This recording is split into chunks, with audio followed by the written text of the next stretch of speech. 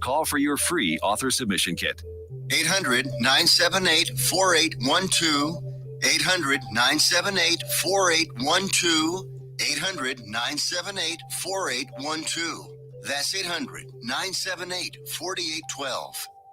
Fast Track Student Loans can get your student loans out of default, stop any wage garnishments, stop collection calls, and stop seizure of your tax refund. Give yourself a break. Stop the stress and get your student loan payments down to as little as $25 a month based on what you can afford to pay. 800-709-4395. 800-709-4395. 800-709-4395. 800-709-4395. Here's important new information from the Diabetes Solution Center for you, a family member, or a loved one suffering with diabetes. If you have lost your provider, or if you need a provider for diabetic supplies, you may qualify to receive your diabetic testing supplies now with little or no out-of-pocket cost, regardless of your age. All you need is Medicare or private insurance to be potentially eligible. Call the Diabetes Solution Center right now for details. Just takes a couple of minutes. Our friendly, knowledgeable agents will give you free, no-obligation information, handle all the insurance paperwork, and make sure your supplies are delivered directly to your door for free. Call U.S. Medical Supply 24 hours a day. 800-597-9323. 800-597-9323. 800-597-9323. Call right now. 800-597-9323.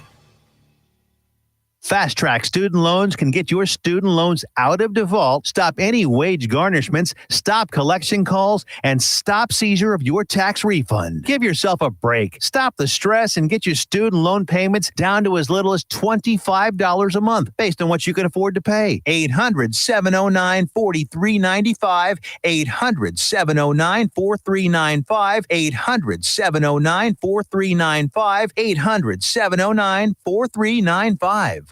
The voice of Johnson County, JoCo Community Radio.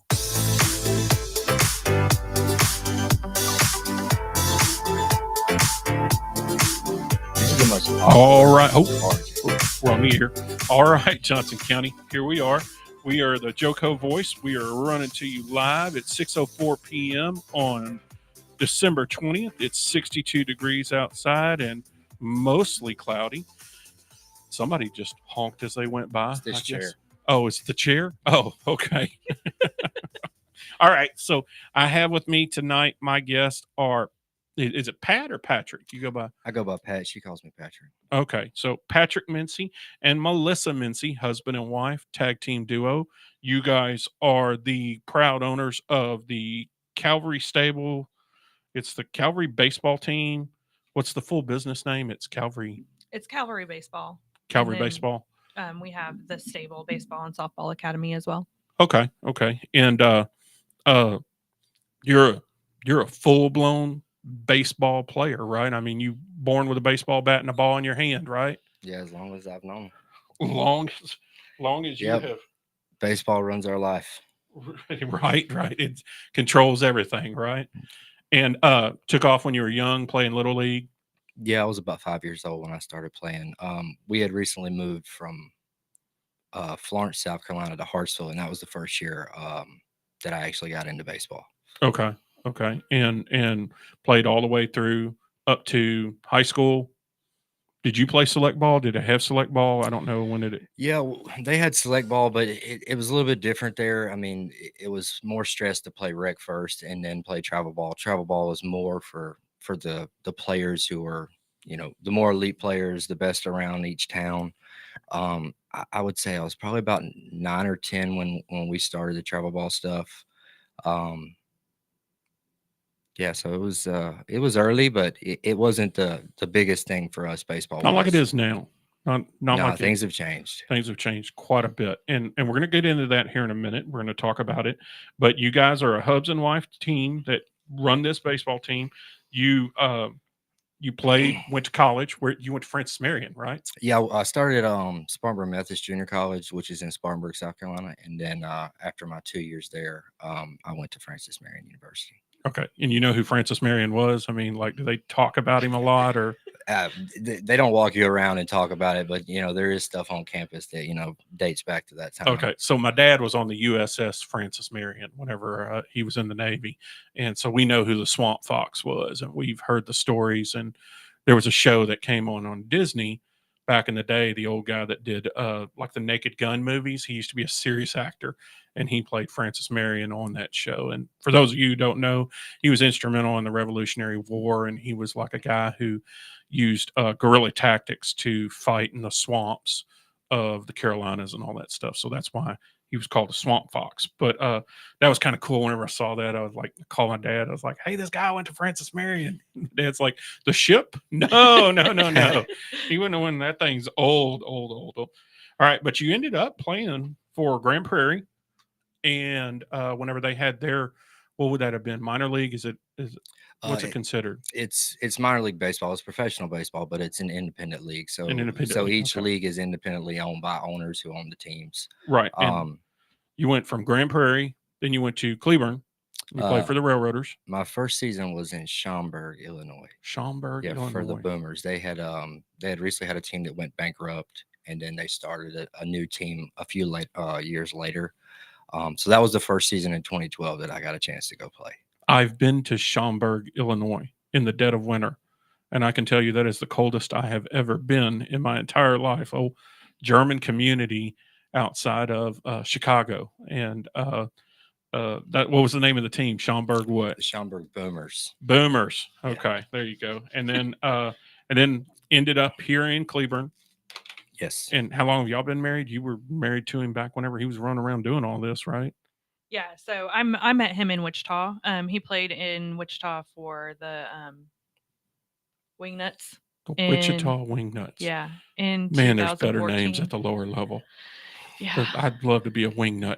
I call people a wingnut sometimes whenever they make me mad. Well, it's the air capital of the world. So right. So there you go. Wichita's air capital of the world. All right. And then ended up, you played for the Railroaders at one point. Yeah, the first season was in 2017 when they started the team there and built a new stadium. Right. Do you still go to the games? You still love them? Still see them? Not as much. Every once in a while, we'll go out there. We actually, have a relationship with the guy who did own it. But he recently just sold it. Right. And now they're affiliated team with the Rangers. But they allow us to go out there and use the fields, the facilities sometimes, which our guys really like.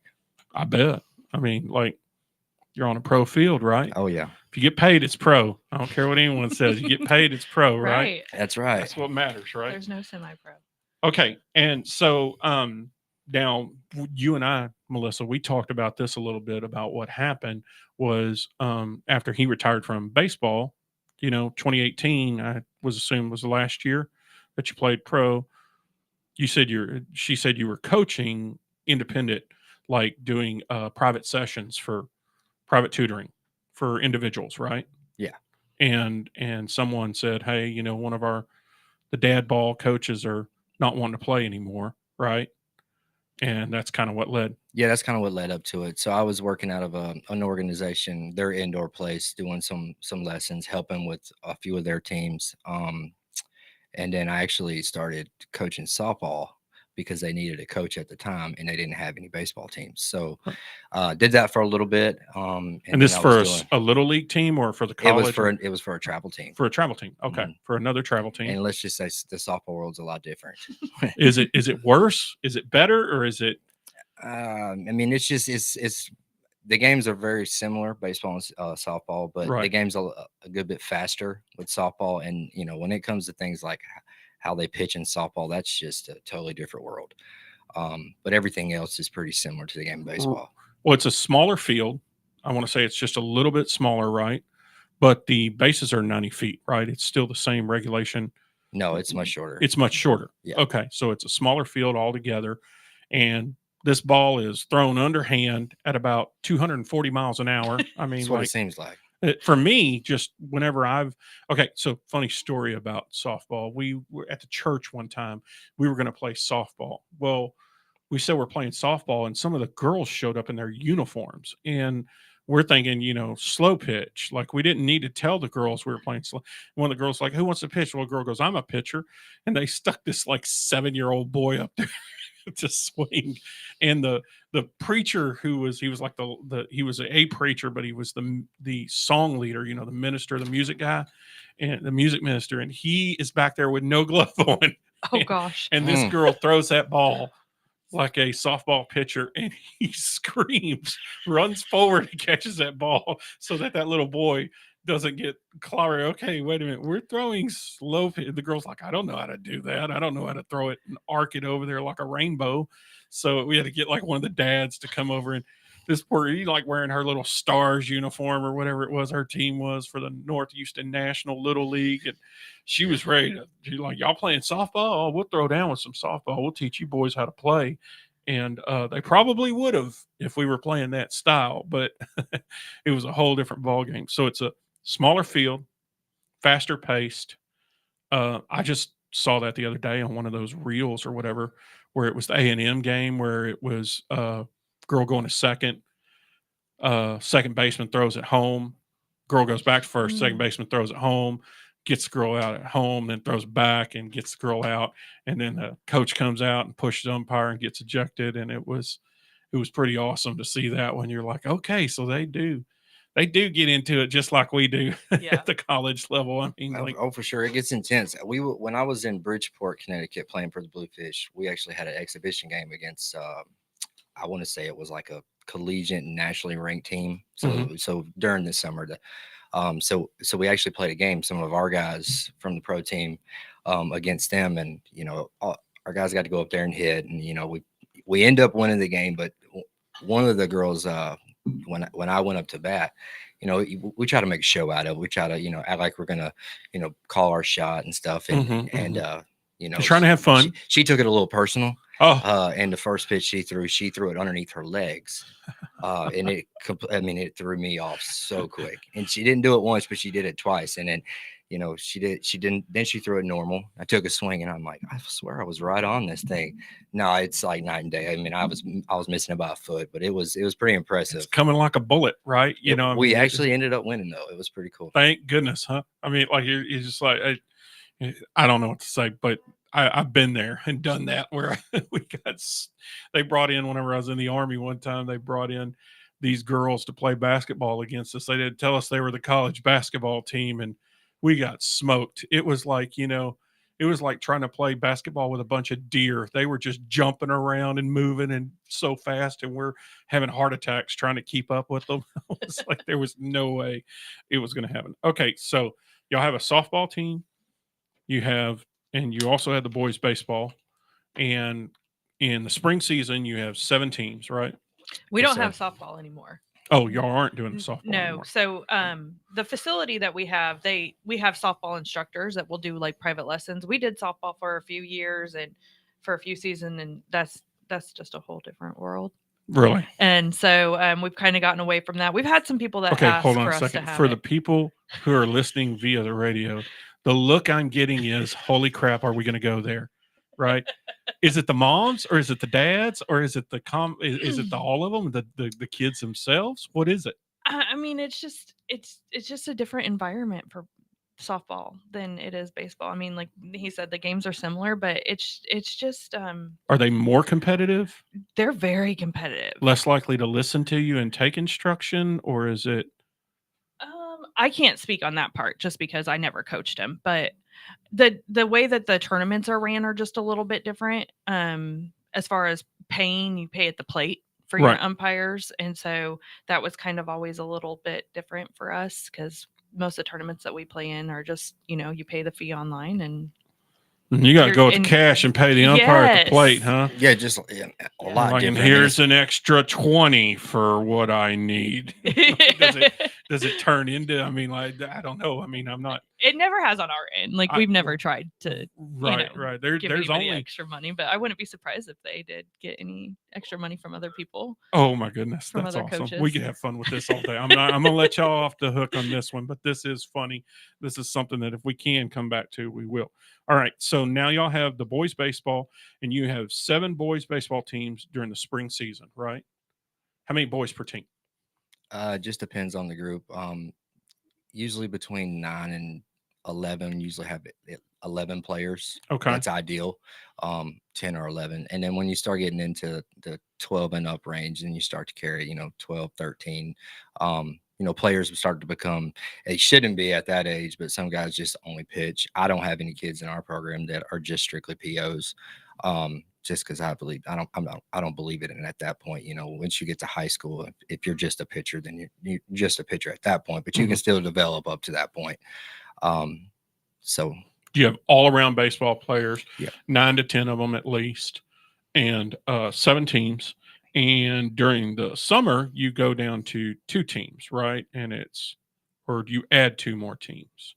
So once the spring season's over for our kids that are not in high school yet, we finish that season out, and then right after the high school baseball season, that's usually when we'll start up the high school, the showcase teams. The showcase teams. And that's more, for kids who are looking to play beyond high school, trying to put them in the right situation so they can be seen by the right people, compete at a high level.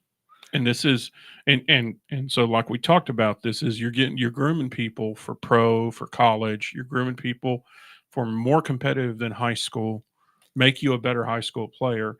And it's kind of like Top Gun. There's no points for second place, right? You've got to be the best that comes on the field and the best option for you as a coach at that time. This isn't dad ball. This isn't little league. This is select ball.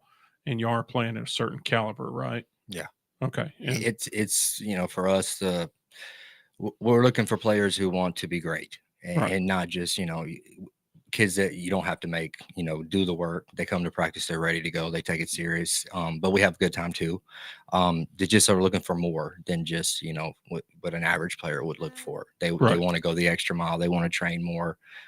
They live it and they breathe it. And that's what really separates, good players is, ones that really live the game. And they don't get enough of it. I've said it before. I don't believe that kids get burned out, because any player that I've ever played with that's, played at a high level, the one thing they have in common is they just love the game. And they don't just love the games, they love the grind that goes with it. So all the extra stuff that people don't see, behind closed doors. I know you played at the pro level, but you still have fun at what you do, right? I mean, like, I wouldn't do the radio show if it wasn't fun for me. I get to meet different people, and I know there's times where you guys have something go wrong on the field, something happens, and you see it even with the pros where they're like, dude, where is your head? What's wrong with you? Yeah, that's going to happen. But is it still fun to you? I mean, is it still? Oh, definitely. Yeah. So, I mean, I'll say this, that the first 2 years that we started the program, kids really helped me going through a tough time, because now I've put the ball down. Things have changed. So retirement stinks, doesn't it? It's tough. I mean, you miss the competing, you miss everything about it. I mean, even like the smells at the ballpark. I mean, you miss the clubhouse environment. 20 years in the military, myself, 20 years in the military. I never realized how important I wasn't till the day I retired, because whenever I was in the military, someone needed to know where I was at all times. Someone was always coming to me and asking me a question if I was high ranking. Someone come and ask me a question. Someone needed to know where they needed to be. I had to have my phone accountable. I could go 3-4 weeks. Somebody doesn't even think to call me, and because going into retirement, you're like, dude, I can't get the plumber to call me back. I can't get anyone to call me back. I call people and ask them, do you do know I'm alive, right? Kind of thing after I retired. So for me, it was, putting the rifle down. For you, it's putting the bat down, and you now have to find some meaning, find something to do. And some of you guys, I mean, you're touched by the hand of God that makes you play well. And you dominated at the high school level. You dominated up to a certain point, and maybe you didn't go all the way to the end and make it to the World Series, but you still got knowledge in your head. And that's what you guys are doing, is putting that forward in what you do, right? Yeah, and it's a little bit different, coming home from a long season, Mm-hmm. it takes you a little time to get back in a routine of, not going to the field every day at the same time, going through the same routine. But until you're gonna not pick up that ball or compete anymore, Mm-hmm. there's another season. Right. So it definitely was a little bit different because it's just no season. there's no season to go to. Mm-hmm. His last game, we didn't know it was his last game. Oh, really? Did Yeah. you get injured, or you just got cut, or you just? No. So in 2018, my contract was ended up was at the end with the Railroaders. And we had recently just moved to Cleveland. Mm-hmm. There's some other things that, had to do with our decision to move there. But Mm-hmm. at that point, we had just had our son and our daughter was 1. So it was, it's real hard to find stability when you're playing minor league baseball. That's Right. You're always on the road. Financially, that's it. You don't make a lot of money. And it's a grind. So for me, I had really felt a lot of stability when we moved here. We had a house. We had a house in South Carolina as well, but we had moved into a house that we felt like was our place, and Right. and things were headed in the right direction. So Right.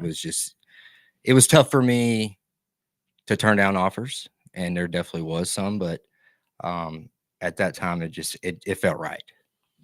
So it was time to move on, time to retire, and settle down, put roots here. Did something else. Say he tried working Monday through Friday. Nah. He goes, Wasn't nah. fun. 7 a.m. isn't his friend. Yes, 7 No, a.m. it's is not. not anyone's friend. I totally understand. I found out that I could sleep all the way till noon once I retired from the service, and I wanted to stay doing that. And still to this day, I hate anything before 0700, right? And so you did the team, and I want to get to something we talked about because whenever you go and you are looking at select ball, you're looking at people, you're going to bring them on, and you're going to do a tryout with them. And so what I asked is, what kind of strength and conditioning do you put them through? Like for the Navy, if you want to be a Navy SEAL, you had to test so high in your PRT, your physical readiness training, and then you had to go take their test, which their test involves you swimming in a pool, distances like you've never even heard of, and really only surfers and water polo players can compete at that level. Even I've seen long distance swimmers have trouble with it. So what I was asking you is, do you put them through the ringer for that? And you were like, no, they come but you're looking for 5 specific things whenever you do a tryout, right? Yeah, so there's like 5 tools to baseball, and that's how they evaluate, beyond high school and college, to get to the pro level. But I mean, really what we're looking for is one, just to make sure they have, they can catch the baseball, fundamentals of catching the ball, arm Mhm. strength, the way to swing the bat, simple things like that. Are they an athlete? And You said one other key thing I thought was really interesting was catching the ball off of the hardest thrower on the team. Yeah, you want to make sure that, you're going to have some kids that are weaker on the team, but Mhm. you also want to make sure that they are pretty close to being able to handle, the baseball from, one of your better players on a team. You don't want to throw a kid out there who's not ready for that level of competition, Right. or to be a part of a team that is going to make it hard for him to compete. Right. We want the team to be, as a group, each player to be, on an even playing field as far as talent level. Right. So the group can continue to grow. Okay.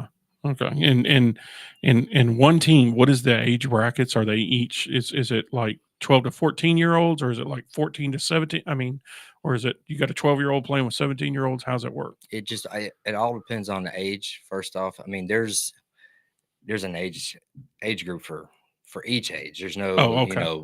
Multiple ages. So I mean, it even starts at T-ball, Okay. travel ball, which blows my mind. But it's. Why would you want to put your T-baller on? I don't know. I travel think ball team? I think it would be fun, but I don't know how I would handle coaching it. It would definitely be different. It's like herding cats. Whenever it is, we coached T-ball this past fall, and it was like it was probably one of the best experiences I've ever had. So your 6-year-old was on it? Yeah. Oh, okay. Yeah. So you're coaching your he's kid. 5. Yeah, I'm sorry. 5-year-old is on a T-ball team, for rec. For rec. Yeah, we Good. didn't do travel or Good, anything like good. that, but it was really fun. It was like herding cats some days, Right. and you get kids What was- mixed up. And, What was that kid's name that's always just all over the field? oh, we had a little kid. His Yeah, we name won't was say his name. Case, and he was I think he was 3, maybe just turning 4. But man, there were And he times you just- had to just pick him up on the field and just put him. You got to down go and- over here. You yeah. got to go. Now, I know that His poor dad chased him all over the place. Oh, on the field. I can only And imagine. finally, I'm like, hey, I'll take him for a minute. So my daughter, my 27-year-old daughter, she was little, and the church had a team called the Timber Rattlers, and you were either like the red team, the blue team, the green team. That was how they distinguished everyone. And our daughters, it was boys and girls on the T-ball team, and the T-ball team had us dads go out on the field with them to try to help herd the cats, right? And teach the kids. And so we're trying to teach my daughter at home why she has to hit the ball and run to first. She has no idea why. There's all this screaming back and forth, and it's like, if you just run. That's all you have to do. It's so simple. Point A to point B. And you're like ready to, pull your hair out. You got a divorce lawyer on the phone, you're just like, don't know what's about to happen. And she got out there on the field. And what we didn't realize was after a few weeks of doing it, they want the dads to go out on the field a little bit, but then they want you to go back into the dugout and the kids play on their own. And the coach stays out on the field, but the dads they're graduated. And I remember going back into that dugout, and so it's my first wife. Her name's Leela, and I go back into that dugout and walk in, and me being this abrasive soldier, crazy, dad. I walk into that dugout and she goes, "What did you do to get kicked out of the game at this church?" And I was like, I was fighting with that dad over, and she's like, "Serious? No, not serious. They just told us to go into the dugout. We don't know why. We have no idea why." I wanted to have a really good story, but I did not know why I got ejected from the game. I just asked the coach later, and he's like, "Oh, they had y'all go out because they want the kids getting used to it and stuff." I was like, "This is that." I was like, "Man, I had a speech ready and everything to try to get back out on the field." I had a blast doing it. I mean, at times with my schedule coaching my 2 teams that I coached during the season, it was a little tough, doing the 2 practices a week for both groups, then go to T-ball, to the T-ball game. There's not as many practices, but, it was definitely a little more to the plate. Going back to your question about age groups. So, if you have 9U, it's not just, one age group for 9U. There's a single A, double A, triple A, Oh, there's different then levels. majors. They've come up with so many different levels now. At the end of the day, I think to make it easier so every kid can compete. But Well, you said it's getting bigger. I mean, it's growing. It's growing, but at the same time, levels were meant for kids to compete on the same level, not to be used as an advantage. Right. And that's one thing that you run into a lot in the travel ball world is, there's particular coaches or organizations out there who will use that to their advantage and have a kid that's at a higher level, bring him down and let him play with a lower age group. Right. He's got a mustache and the rest of the kids don't. Like, is that the bus driver? Did y'all put the bus driver up there to pitch? I'm going to need to see a birth certificate. Yeah. And then there's a fine line of like, if a kid really should be down there playing. Okay. I'm big on challenging kids. I'm not going to hold a kid back. When you win so much in a particular, level, they tend to move you up. When you win too much or you score too many runs.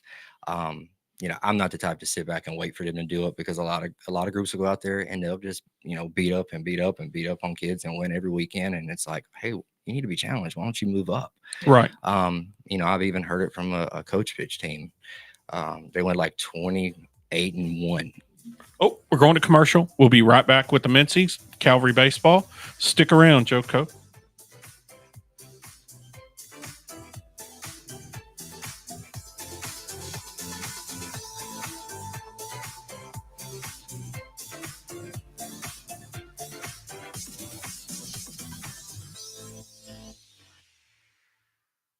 Let's be honest. Wheelchairs are heavy, bulky, and ugly. If you carry a wheelchair in your car to take care of a loved one, you know how hard it is getting that clunky, old-style wheelchair in and out of your car. Introducing the Feather Chair Wheelchair. At 13 pounds, it's the world's lightest wheelchair. It folds in seconds and fits neatly in your trunk, backseat, or closet, so you can take it everywhere. And it's only available right here. Order yours today and get a free wheelchair case, a $50 value, yours free. The Feather Chair. The world's lightest wheelchair is just $4.99 with easy payments as low as $16 a month. Sorry, no Medicare or insurance accepted. So call right now to order yours. 800-823-5826. 800-823-5826. 800-823-5826. That's 800-823-5826. Fast Track Student Loans can get your student loans out of default, stop any wage garnishments, stop collection calls, and stop seizure of your tax refund. Give yourself a break. Stop the stress and get your student loan payments down to as little as $25 a month based on what you can afford to pay. 800-709-4395.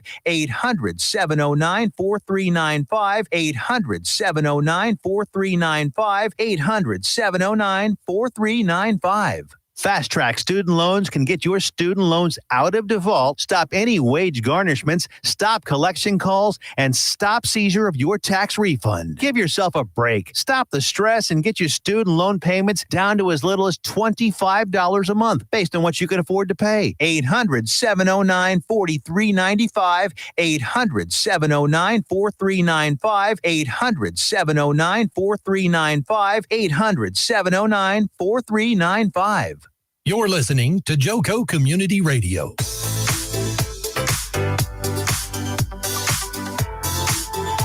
All right, Johnson County, we're back. This is the JoCo Voice. I'm your host, Mike Wilshire. JoCo Community Radio is proud to be the voice of Johnson County, Texas, and is live 24/7 on the TuneIn Radio Network. TuneInJoCo.com is the place to find all the ways to listen and watch, and the station app is also available for free on Android and Apple devices. Simply search your store, check out our lineup and more at JoCoCommunityRadio.com. This episode and more brought to you by Next Level Claims, making your insurance work for you. Reach out to your Texas sales rep at 844-TEX-HAIL. That's 844-839-4245. Be sure to dress your arms and more at thetiffy.com. All right. This is Mike Wilshire. I'm back with the Mincey's Cavalry Baseball, and we are going to have some fun with some stories now because, you know, I told y'all the second that you came in here that I got select ball stories because my select ball stories are okay. So I dated a girl that her kid played select ball. She lived with me, and I didn't know what that was until she come to live with me. And then I found out, I don't know if it was borderline like a cult for me because on Friday she left and went to wherever this kid went and came back Sunday brown as a peanut and just was always, there was something going on. He must have played for 9 select teams because y'all talk about it like 10 tournaments y'all play. This kid, I think, played 20 tournaments a year. He must have played for 2 different teams. I don't know, but it was horrible.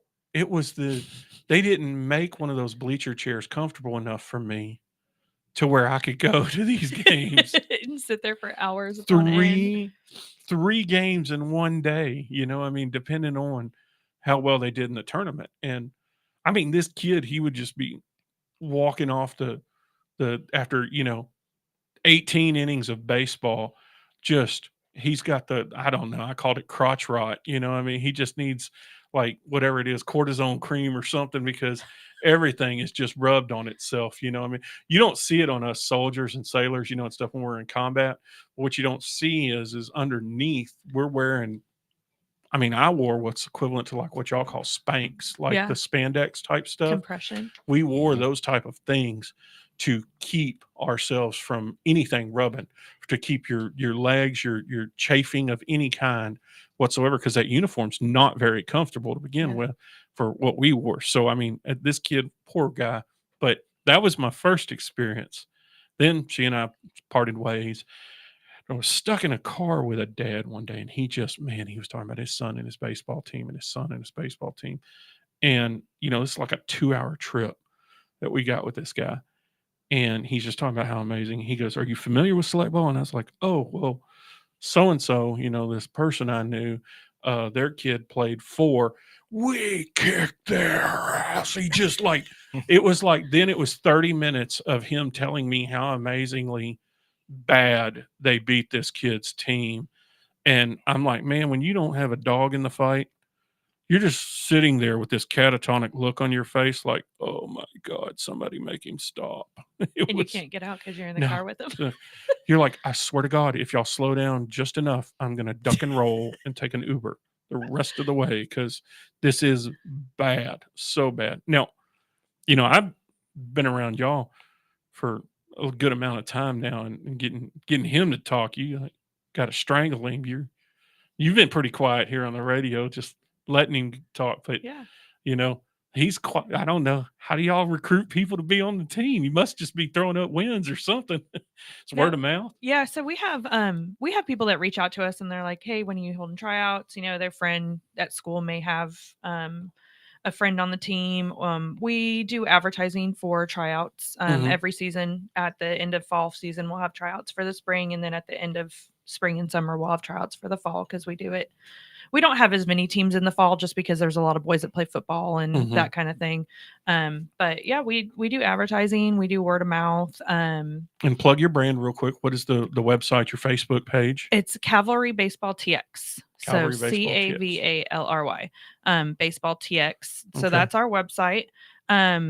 We have people that do one-on-one lessons too. So some of our coaches offer one-on-one lessons. So even if a player isn't with our organization on one of our teams, we still have a lot of people from other teams, other select teams, that will come in and they'll do lessons with our coaches. And they can book online through that site as well. And tell me what you have at the facility. You have a batting cage. Yeah, so we have five cages. We've got cages. 3 90-foot lanes and then 2 45-foot lanes. Okay. So mainly we have that mainly for our organization to be able to practice out of. So we're never rained out if there's on a field. Exercise facility for the boys. Yeah. And they can come in and they can get their work in, and as long as it's not being used for practice. And we actually, since we had early release day, there were a couple of boys that came in earlier today that just hit off the tee, through to each other. You should film me in the batting cage. Come on. Y'all should put me in there and let's film it as a promotional video. Yeah. That For would sure. Set be it up. that would be hilarious, because I'm gonna tell you right now, With it. I probably couldn't hit that ball at 70 miles an hour. Back when I was a kid, you went to the batting cages all the time. They had them at like games people play and stuff. I don't think I could find one now. You are the only one I know of that's even around. And you'd go and there was like a 65 mile an hour, 75 mile an hour, and I think 85. There might have been a 95. I don't know. I never went in past the 75 whenever I was a kid. So it was the 65 and the 75. I remember going and doing that. I remember a friend of mine, we got drunk one night, and there was one at the naval base in San Diego. And we went down there and tried to hit off the 95 mile an hour one. And I don't think I ever saw the ball. I mean, like, it just was, there's no way that any of us could. Maybe if I stepped it up, tried a little bit on the 65, worked my way up, maybe I could by the end of it, because you get good and warm. No, not cold Not out turkey. the gun. No. Otani or who those guys, back when I was a kid, Nolan Ryan was the only person that threw that fast, 95, 99, stuff like that. It was very few people. Now, like, all of them. I mean, everyone's got like a 99 mile an hour fastball that, and you go meet these guys, these pitchers, they're like 6'5", and I met JJ. I mean, he's not a pitcher, but I met JJ Watt, and I'm like, dear God, you were tall. I did not realize he was like 6'6", whenever I see him on the field playing, I'm like, this guy is huge, right? So, all right. So fun stuff. I asked y'all in the break, and I got to know, tell me about the streaker. So we were in Santo Domingo for the Caribbean series. And I was there with Team Venezuela. Santo Domingo. That's the Dominican Republic. Yeah, in Okay. the DR. And you were there? Yeah. So what happens is in the when the winter time comes around, a lot of players that play professionally, even major leaguers, will go down and they'll play in the Latin American countries. So they'll play in Venezuela, Colombia, Dominican, Puerto Rico. Stay sharp, right? You're staying, Yeah. keeping up, and staying at the pinnacle of where you need to be, right? And so you're down in the Dominican Republic. Yep. You are staying down there, and someone comes to visit you on the field. Yeah, we were just sitting there, and Eddie. We Perez were actually was, watching the game at this point. There was another team. There were other teams that were playing on the field because it was like a World Series between all the Latin countries. Yeah, And we were sitting there with the owner, one of the owners of the team, or general managers, and Eddie Perez was in the dugout. He was our manager at the time, and we were talking back and forth, and before you know it, we looked up and like, holy cow, there's somebody streaking out there, and this guy was in this little one-piece green bathing suit, the Borat. and it seemed like he ran for like 20 minutes, but it was probably for only like 2. But that was one of the first times I had seen something like that. It was pretty funny.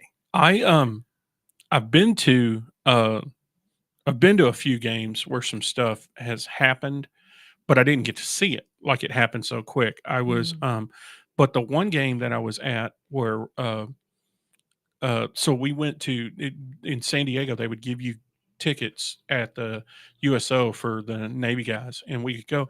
You didn't get good seats, but you got decent seats. And so Pudge signed a baseball for me whenever he was playing for the Astros, and then knocked a home run in that game. The next game that we went to, that was the game, like, on that day. The very next game we went to was delayed, where we were sitting. There was like a beehive that formed overnight underneath the stadium, like in this one certain area, and they postponed the game so that they could call in a beekeeper to come in and spray it and get rid of this.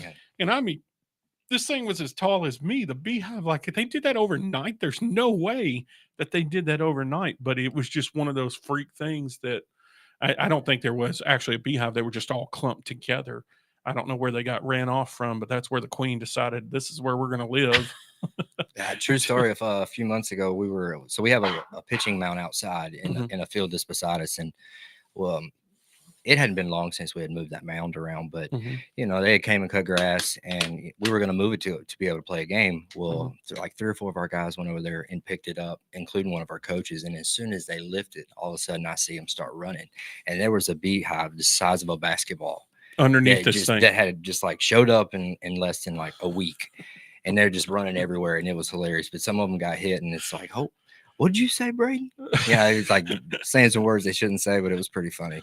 But nobody got hurt, so they had somebody come in their defense. I can tell you, if you want to see grown men run and scream like girls, let a hive of bees just come loose and they're coming at us, because I've seen people just run like you would not believe. I mean, I don't know of anything that's worse than getting stung by a bunch of them. I know every time I ever have it happen, it's pretty much that's the end of the chase right there. Yeah, down for the count. Like I'm ow, that hurts. Oh my God, that's bad. All right, so what's some other funny stuff that's happened when you're on the field? Awkward, off the wall, trick play, anything silly? Well, let's see. 2013, when the first trip we made down to Laredo, Texas, for the Lemurs. We had to go to the bullpen. Well, they hadn't pulled the tarp that day, the grounds crew, so we pulled it back. And before you know it, there was a tarantula. And it was the first time I'd seen one in person that wasn't in a cage. Right. So, bullpen was empty for the first like 3 or 4 innings because nobody was going to stand down there. But eventually our skipper Ricky Van Asperg was like, all right, y'all got to go. Yeah. I don't care what you got to do, but you got to go to the bullpen. Because you were a pitcher. Yeah. And so it's just no ifs, ands, or buts. It's time to go warm. I don't know where it went, but it wasn't there when we went back. So. Thank God. And that thing was huge. It was the size of my hand, and I got a pretty big hand, and that thing was huge. I've never seen one other than, like you said, in a cage or something like that. I'm not too creeped out by spiders, but snakes. Oh no, no, snakes, absolutely not. I'm not going to do it. So, okay, so the tarantula in there. What's some exciting stuff happen whenever you're riding with him in these motels in the Dominican Republic? Anything weird, extravagant, strange, nothing No, I mean, too silly? How did y'all meet? so I have 2 older kids, Uh-huh. and I went to a baseball game one day for a kids exhibition. It was like early in the spring. It was before even they started playing, and he gave my son a ball, Mm-hmm. and Had a phone number on it. no, it didn't have phone number. Right. But me and my son had taken a picture, and the team like retweeted it, and he tracked me down, hit me up through the DMs. Took a few weeks for me to Really? tell him okay. Really? You didn't want a ball player? You like? No, I wasn't. I wasn't big on athletes. My son played select hockey. He played travel hockey, and I was friends with a bunch of the guys that had played minor league hockey in Wichita, and I kind of knew how they were, and I was like, yeah, I'm not gonna go there. Knew how they were. Oh yeah, it's story of my life. Any girl I ever dated, he's a sailor. He was in the Navy because I was 4 years Army and then I was 16 years Navy. He's a sailor. He's in the Navy. Got a girl in every port. I wish I was half as cool as some other people think. Yeah. Like, no, there was no girl in every port. There was no girl at all. Girl You ever. didn't have time for one. You'd nurse and develop a relationship, and then 2 months you were gone, and you never saw that person again.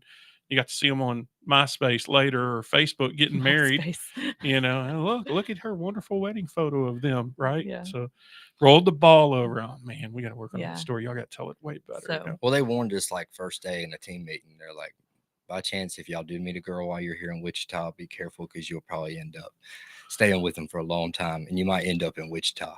Yeah. And I'll be dang, it was true. The girls And are there just was, like, amazing there. I mean, Is that what it is? I just- don't know. There was like 2 or 3 other guys who had been there previously, and they eventually got engaged and met their wife there. So I Some don't know little what it is about corn-fed Wichita. Kansas girls, isn't it? It's just little. What is it? Must be something. Little I don't know. Midwest Can't girl give from- away that secret. I know. There's still right? a team in Wichita, so I I know. can't let any of Man, the I other got guys that are lost in playing there. Kansas. I got lost in Heston, Kansas on the way. Like the car that I was driving.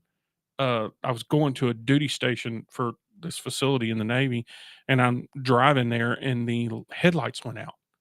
And I pulled over, and I mean, like, I had a cell phone, and I called for the rental car company, and they're like, "Where are you at?" I don't know.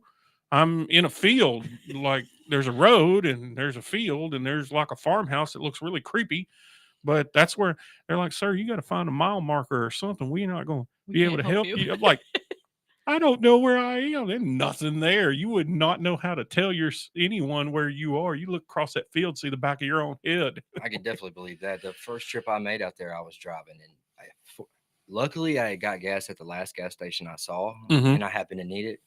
And before I knew it, I didn't see a gas station that was open on this long road. It seemed like forever until I got right into Wichita, and I was like 2 miles on the. Yeah, you're like eighth of it, like 2 miles to empty. holy- You're like, oh if my I would have God. not gassed, I would have broke down there. There's nothing around There's that place. nothing. Nothing. Nothing. And but they got the pretty girls there. Apparently, just right there in Wichita, they throw them all in a clump, huh? Yeah, but There's some 340 university? miles, there ain't nothing out there. Did you come from a farm or something? Did your No. dad own a ranch or like a little? I don't get it. They just grow them in a corn silo there and dump them. And the coaches warned y'all. They warned y'all in advance. You're gonna find the love of your life here. You're gonna want to stay here, and baseball's over with. We don't need you to be doing that. Just don't look out in the audience.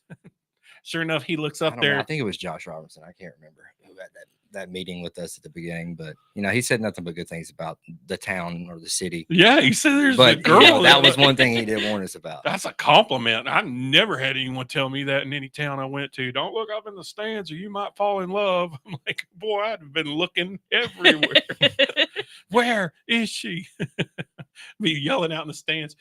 If anyone wants to be my wife, I have my phone number on this baseball. And then you just chunk it, right? Just can't go wrong, right? Right. So all your friends that way? I mean, y'all all went to these games to find guys? Is that how y'all No, went? I didn't even go to a game to find a guy. I was going to hang out with my kid, The kid on a wanted- school yeah, trip. school trip. And so yeah, You're like, lo and behold, Yeah. be still my heart. yeah, Now all these blissful years later, right? yeah. As she rolls her eyes, oh, these blissful years later, right? So what's it like being with a baseball player? A lot of ice in the knees and a Yeah. lot of sore, tired, bruises. I had some training from one of the best trainers that I think that he's ever had in up in Bridgeport, Connecticut, on how to work out one of his knots that he was having, and he took care of his body. He was in the training room a lot. Right. He should have been working on getting bunt recovery, but he was in the training room. But he never had an injury. Under the bus. Just throws you under the bus. But he didn't have an arm injury, so that's always it's a long good thing. season.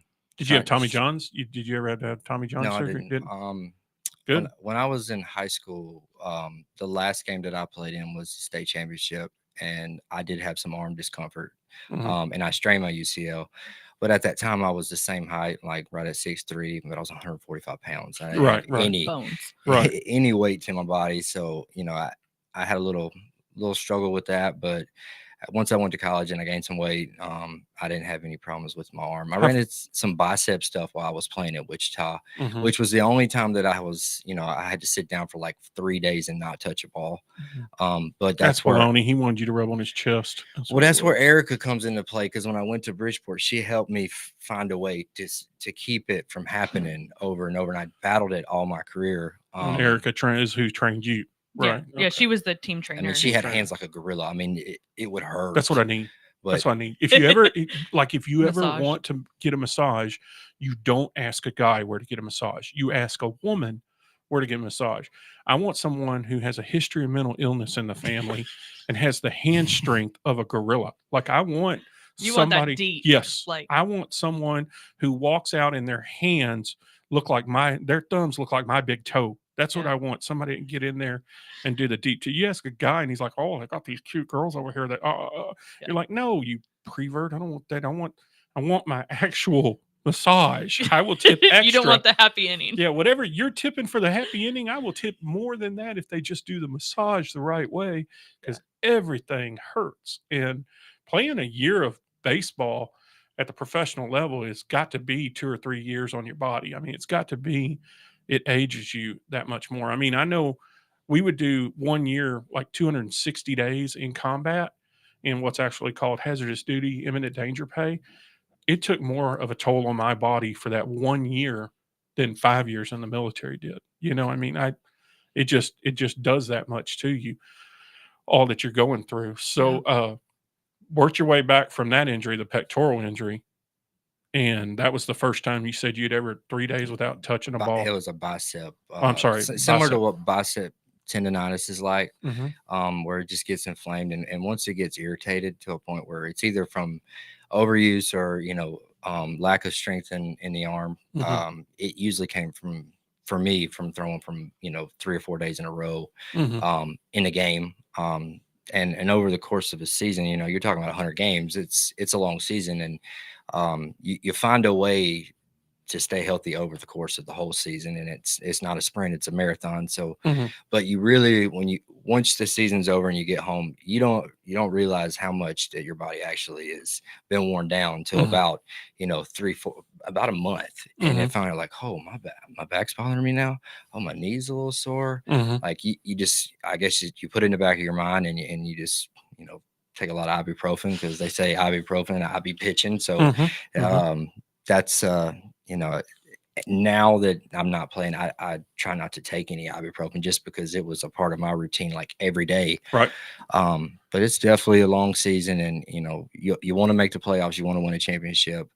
But when that last game's done, it's like, okay, it's a little bit of relief, because now you get a break, and you find a way to go take care of it. I had Chad Box, he's a MMA fighter on, and he was talking about once he's done with fighting, like once he's fought his fight that he has been training for, he doesn't drink water for like a month. He's like, dude, I've been drinking nothing but water and eating protein and staying healthy to where his body fat is down. He's prepped and ready. He goes, this is a whole month of me just letting myself enjoy some stuff and feel life just a little bit as compared to. All right. So intentionally throwing at someone in baseball. That's a big thing right now because of recently with the Astro situation where I think his name was Pena or whatever. I forget who it was. Not Pena, but it was one of the guys, and it intentional. And I'm a huge baseball fan. Not a coach, just a person who watches it. If there's a baseball game on, I will turn it on and I will watch it, and I don't even care who's playing. And so whenever the Rangers and the Astros are not playing, I'll still watch whatever. And I mean, I like Ohtani. I mean, I like looking at whoever's up there pitching at the time, and that's the big thing. It happens, right? I mean, Yeah, look it at him. happens. He shakes his head on a radio show. I don't want to answer this question. No, it happens. I mean, if you've ever watched Brockmire, they talk about it in there where he's like, look, this is what happened to me. You need to throw and answer this. You need to answer this. It's in the middle of my back. Look at where the bruise is. This was intentional. And so it happens, right? Now, obviously it doesn't happen at select ball level. And I doubt is it more common in the minor leagues or less common? First off, you never deliberately want to hit somebody. If you do have to throw at somebody, you never want to hit anybody above the head or above the shoulders. Right. And most of the time, you handle baseball things on the baseball field, and, Right. and most of the time it's to send a message. Like the Astros situation. Mhm. People have been stealing signs for a long time. Mhm. They just found a way to be really good at it. Right. But like a guy's that's standing on second base and he's back there relaying a message or a Mhm. sign to his hitter, letting him Mhm. know what pitches come. You don't tip pitches. And that's a way that you handle it is, usually a guy gets hit. Nolan Ryan said it himself. He even said it himself. I have no problem with pushing somebody off that base if they're crowding me. I had no problem with it. And he had said, somebody had made the comment of, you're kind of a total jerk when you're on the mound. And he goes, hey, man, when I cross that chalk line on first base or third base, I don't like myself. I don't like the guy that's standing out there on the mound. So pitching is what it is. It's a dangerous sport. Everyone's taking a risk whenever you get out there on the field to begin with. Obviously, you don't want to throw it at someone's head. You don't want to. No. And I don't. In that particular situation where the Astro, That's always scary when somebody gets hit there. right, when the Astro hit that guy, if you were to watch this particular player all year, like I did, you would see he's thrown that bad probably that many times throughout. And just the whole time, whenever I saw it coming, I'm like, please, God, don't hit him. And I'll be doggone if I didn't, jinxed it. And now, I mean, it's the biggest rivalry in baseball. And that's great because it's going to do good for ticket sales. But nevertheless, you just don't want to throw at somebody and hurt them. A lot of times that situation happens where like if one group is just continuing to go in Mhm. on a particular hitter or the team itself, and they keep missing and making uncomfortable bats, and they hit a few guys, and at that point it's like, hey, pitcher, you need to take up for us. Right. You need to go in and send a message. And So it does exist. It is there. 100% it does. 100%. Okay. So we're not crazy thinking. I got to tell you guys, Patrick, Melissa, I appreciate y'all coming in here. I know I put you on the hot spot on some stuff, but I love it. You guys are doing a great job out there. I found y'all through Facebook and reached out to you. Again, plug your Facebook. What is it? It's Cavalry Baseball TX, CAVALRY. Do you have a TX. phone number that you want to throw out there for it? It's on our Facebook page. It's on the Facebook page. All right. This has been the JoCo Voice. Patrick, Melissa, Mincey. It was great having you guys, and we will see you all next week.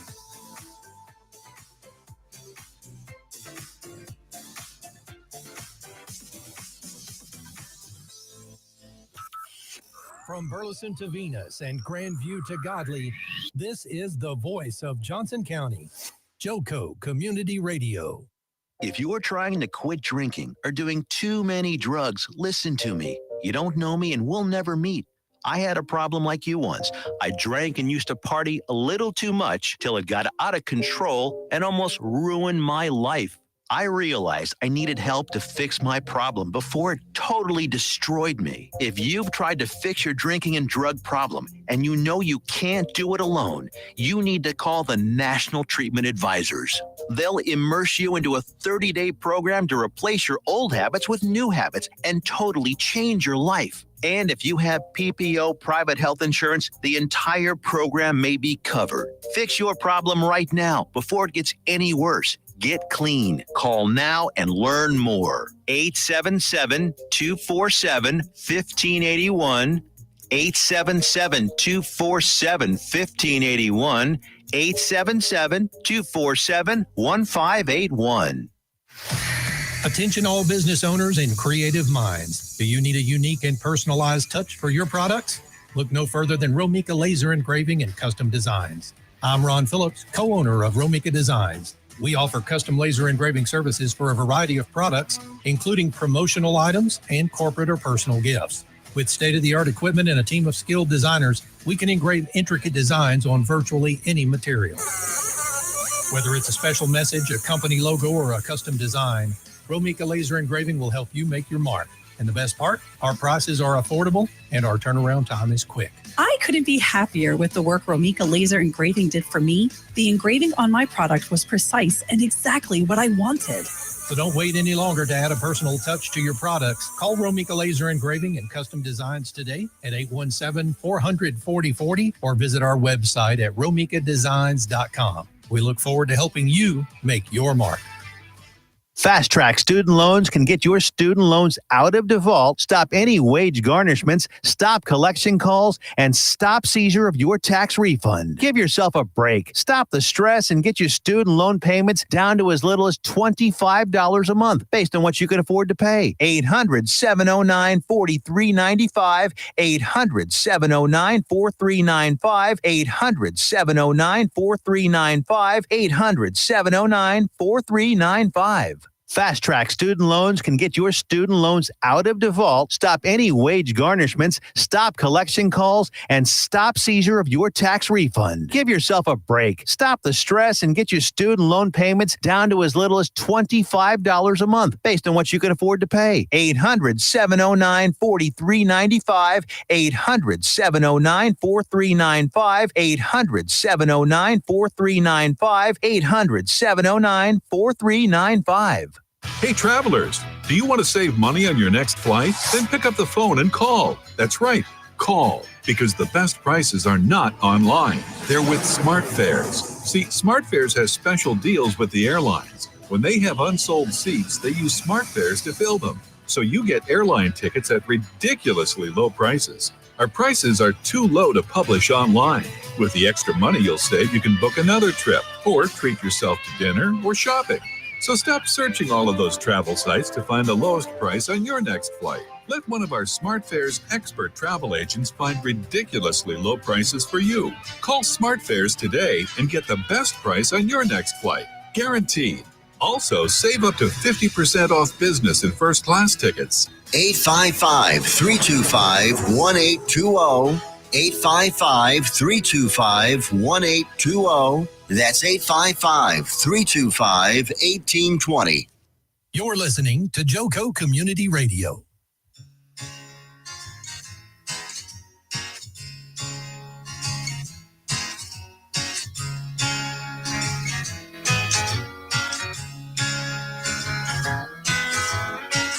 Pretty woman, what you want me to say? Pretty woman, make your world my world.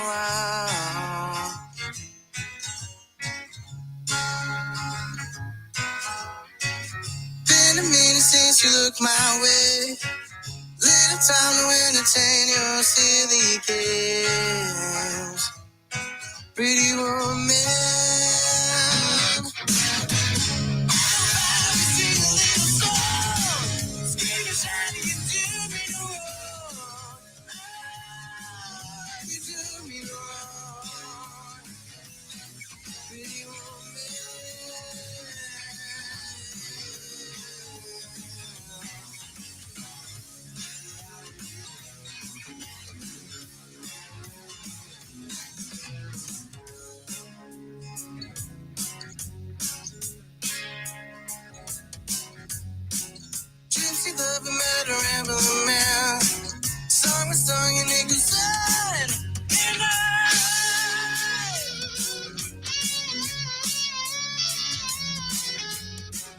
Can't quit you, babe, I'm losing my mind. A dirty dime couldn't get me any higher. Pretty romance. Every single little song, screaming out, you do me no wrong. Oh, you do me no wrong. Pretty romance.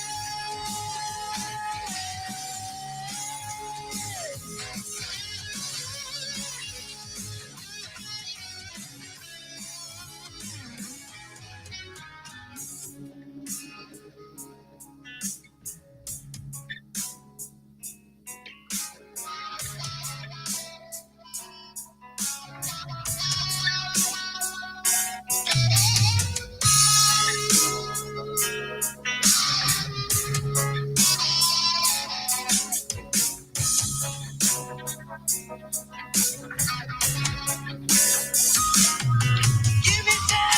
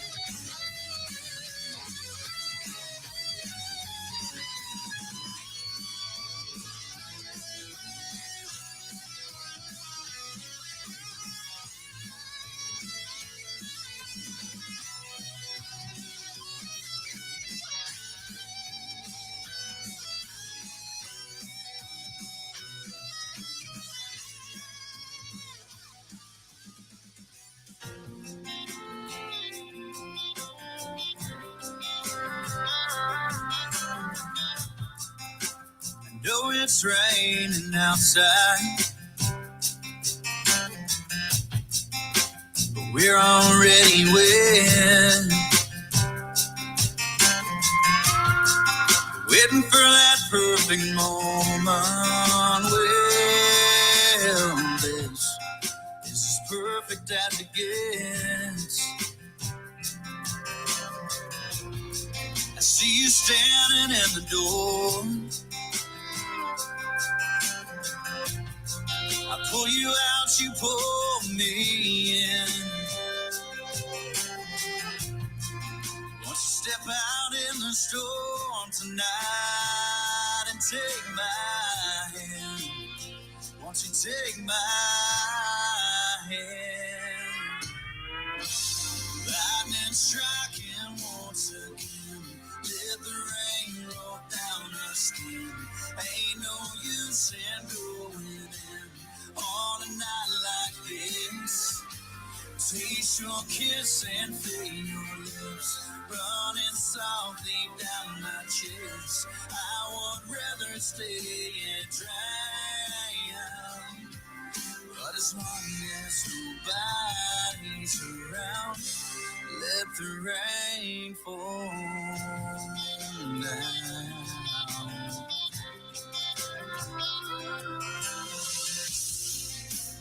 Clouds are drifting,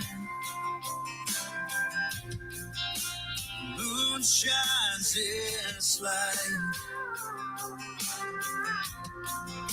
I just love the way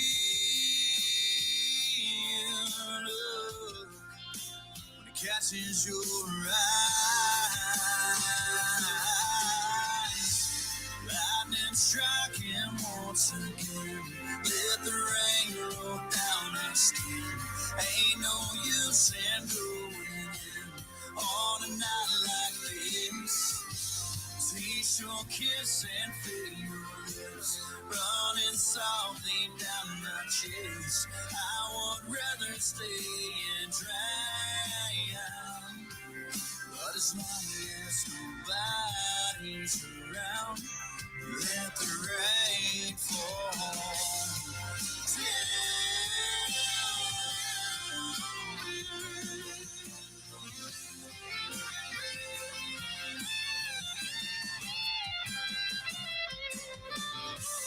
Lightning striking once again. Let the rain roll down your skin. Ain't no use in going in on a night like this. Taste your kiss and feel your lips running softly down my chest. I would rather stay and drown, but as long as